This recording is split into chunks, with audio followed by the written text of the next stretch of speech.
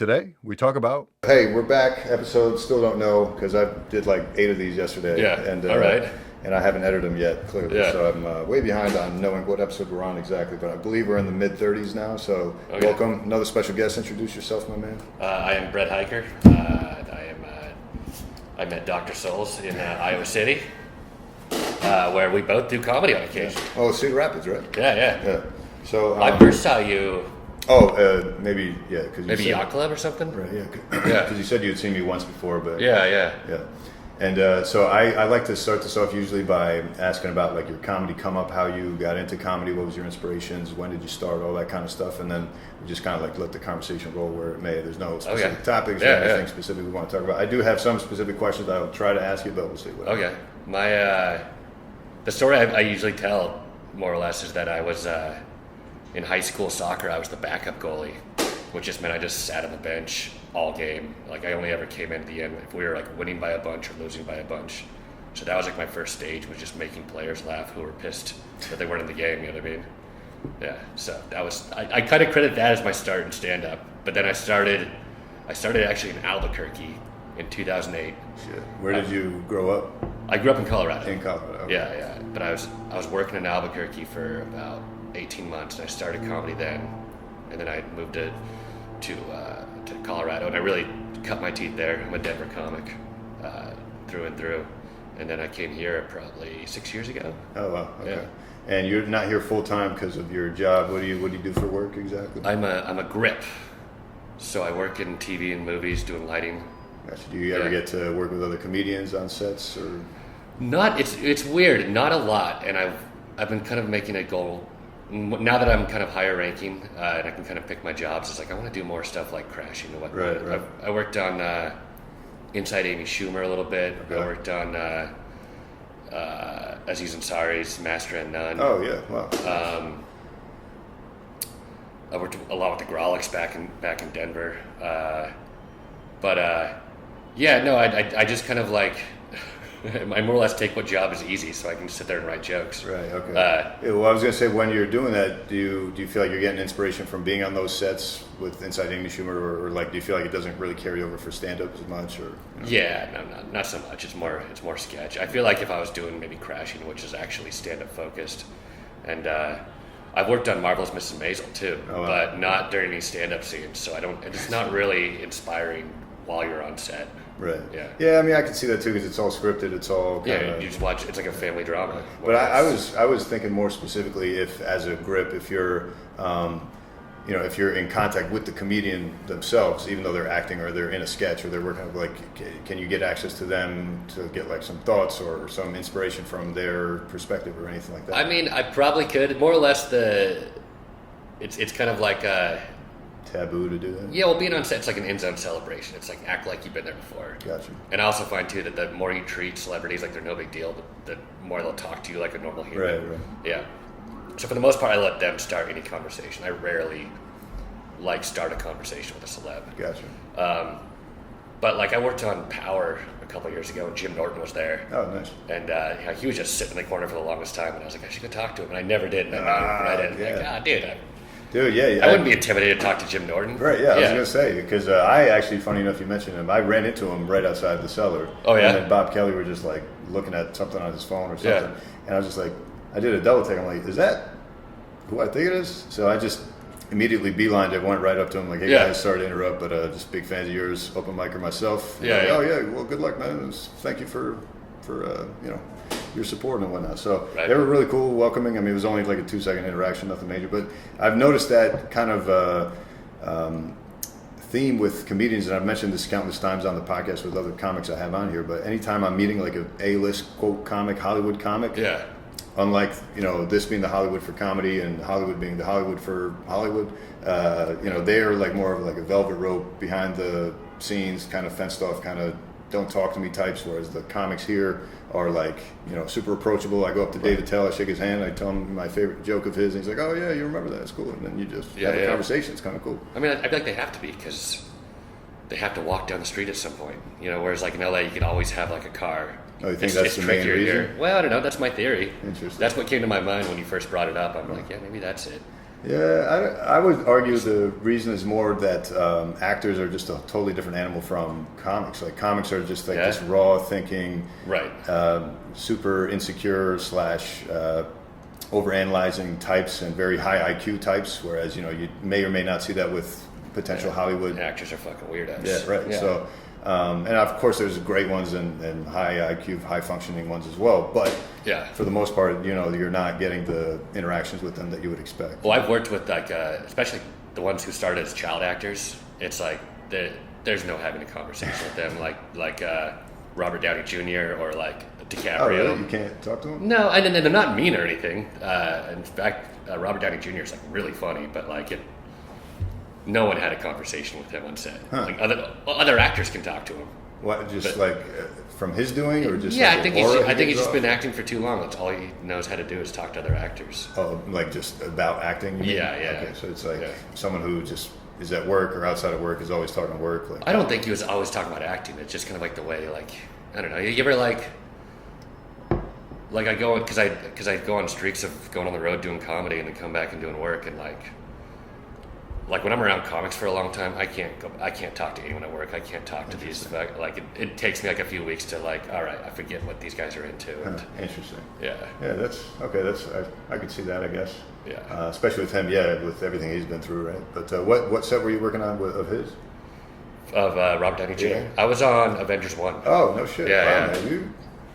Jesus, do you get anything out of it, like free premiere tickets or anything? You know what? I used to, because I started in Albuquerque, and we always got premiere tickets for whatever we worked on, and we'd go see it a week in advance. Nowadays, they don't do that for us, but I mean, at the same time, as much as I like doing it, it's not a huge deal for me to wait a week.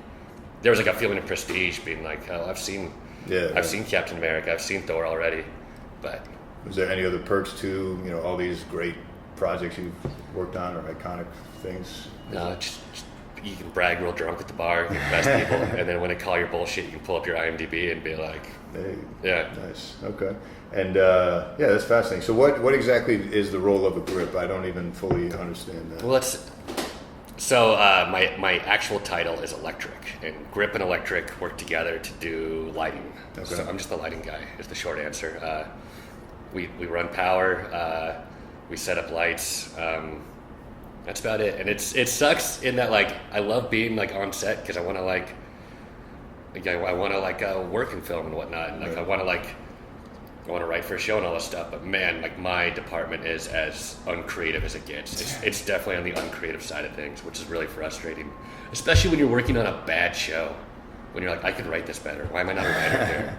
This is fucking ridiculous. You don't want to be one of those serendipitous stories of the background guy or the extra who happened to give a suggestion to the director. No, now he's a big... No, they don't listen to us because 90% of us are fucking idiots. Yeah, that's what I'm saying. Don't you think you could stand out if you had a very good idea? Hey, by the way. I've heard on Apatow movies that they're very open to people suggesting, what if you said this? Right. And I've worked on smaller stuff where I told them to make suggestions and they'll do that. And, I more or less wrote an episode of Dancing with the Stars once. Oh, okay. Yeah, which how do you write a reality show? But they had all these shots and they're I don't know how this is going to tie together. And I was okay, so if we do this shot, and then we shoot this thing of her talking about this thing right there in the middle, and then do this shot and this shot, it'll all come together as one story. Right. Oh yeah, okay, cool, we're doing that. Nice. And I was great, can I have some sort of writer's bump because I'm making $20 an hour right now. Yeah, honestly, I've noticed this in life in general. It's almost everyone, regardless of the field, has no idea what the fuck they're doing, and they're really just looking for someone to give them a direction. I've noticed that a lot of times in a lot of different fields. So it's just someone's waiting for someone to say something. At least that's been my experience. But I don't know, maybe if you were more, I'm telling you how to do your job, but if you were more proactive about getting out to Apatow sets or those sets where they're more receptive to having you. And it's weird. It only really occurred to me recently once Crashing got canceled that I was I should be spending more time getting these shows. Right. Because I would like to be around comedy more often. Yeah. And I knew Pete Holmes too. I did a podcast with him back in the day. Oh, wow. Yeah, so I was that would have been fun to be hey, it's me. Yeah.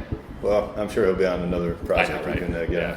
But yeah, it's funny you mentioned that realization because actually my second guest ever on the podcast, Matt Summerstein, he's a local comic, up and comer guy, really funny guy. But he actually works SNL. Oh, really? Yeah, As a writer? Yeah, not as a writer, but I forget what exactly he said his title was. But he works on the sets, and he goes on location with them to. He builds the sets, or no, I don't think so. I'm kind of embarrassed now. I wish I remember exactly what he said he did for that. But he's definitely. At least getting access to the SNL cast to be able to like. That's why I was asking you earlier about. Oh, do you get to talk to like Robert Downey? Like, because that was the role that he kind of portrayed having. Like, oh, hey, I get to talk to these guys in between takes. Nothing crazy, but hey, he has a LinkedIn, which I do remember that because he told me a funny story about someone found out he has some kind of writing credit or something associated with SNL to the point where some random person shot him an email through LinkedIn like, hey, I have some suggestions if you could run these by really so and so a cast member or whatever. So we were filming this new HBO show called The Plot Against America yesterday. It's a World War II thing starring Winona Ryder in Paterson, New Jersey. Which, have you been to Paterson, New Jersey? I've been there several times. What'd you think of it? Well, my experience with it is very limited because really we just went there to have a nice dinner from this very, not famous, but like very favorite Turkish restaurant that my dad loves because they have a very heavy Turkish and Arab population there. So, different like shopping centers and different styles of food that my parents love, they would go there. So we'd always go to that part of Paterson. But from what I hear, and from friends of mine that work in the ER in Paterson, New Jersey, I see a lot of crime and a lot of... it looked like a shithole to me. Yeah. We filmed like on Main Street, and we were able to like make all these fake 1940s stores. And I was like, how did all these stores close down for a couple days for us to do this? And they're like, oh, there's no stores here. Right. These are all empty. Yep. There's no power in them. There was no electricity in like their main block. But I bring it up because they'd stationed me like a block away from the action with a big spotlight to point at whatever the fuck they were filming. But this guy who appeared to be on some sort of uppers, whether it was meth or crack, comes up to me and he's like, yeah, I need to talk to the director. And I was like, I was like, what? And he's like, I need to talk to the director. Who is it? And I was like, I don't even know who the Why do you go to director you is. first? I don't know. I didn't. Okay. Because he saw me first, I think. Okay. But I was like a block away from where it was happening. He's like, who's the director? And I was like, I have no idea who's directing this episode. And he's like, well, and you talk to them. And I was like, I don't know. He's like, who's the producer? And I was like, they're not usually on set. And I wouldn't know anyway. Just the grip, man. Yeah. And he's like, well, I need to talk to someone. I've got a 39 and a half page script. Oh. And I need someone to see it. And I was just like, oh, which is funny to me because, and he said movie script too, which is like, the movie script needs to be at least 90 pages and whatnot. I didn't know that. But his big selling point that it was 39 and a half pages, like I would like go up to production and be like, hey, there's some guy with a script. And they're like, yeah, tell him to get in line. I'd be like, it's 39 and a half pages. And they're like, get it over here quick. 39 and a half? We got to make this. Yeah, right. Yeah. Well, I'd be curious what the content was. I don't know. Did you guys end up reading it? But... No. He didn't have it on him. No, of course. Why wouldn't? But I kind of was too, and I felt bad because I kind of laughed. I didn't like laugh in his face real hard, but I was inside it's a laughing funny at him. situation, right? Yeah, but I was like, how cool is that there's some fucking random crackhead out there who's fucking trying to be a screenwriter? Well, instead of just being a crackhead all day. Well, that's the thing. I would argue until I saw the evidence, I would argue there's no 39 and a half pages. No, I bet there's totally one. Why would he make up that number? Because maybe he thought that would be a magic number maybe to get everyone's attention. Impressive, yeah. So 39 and a half page script. And here we are talking about it for the rest of the internet. We are. So hey, shout out to you, crackhead. Listen, in Paterson, New Jersey. Hollywood, if you want that script, talk to me and I'll go stand in that corner and wait for him to walk past again. Yeah, you just got to hold the same spotlight and draw him in like a moth, right? He actually said he was going to call the locations department, which is the number they put on the street. If they like have to tow your car, to be like, call this number to find out where your car is. So he was going to call that number and to let him know that. Well, hopefully he's going to work his way up the ladder through that. Yeah, hopefully, if he's watching at some executive's office nowadays, right? Maybe we'll appreciate a shout out from you for featuring you today.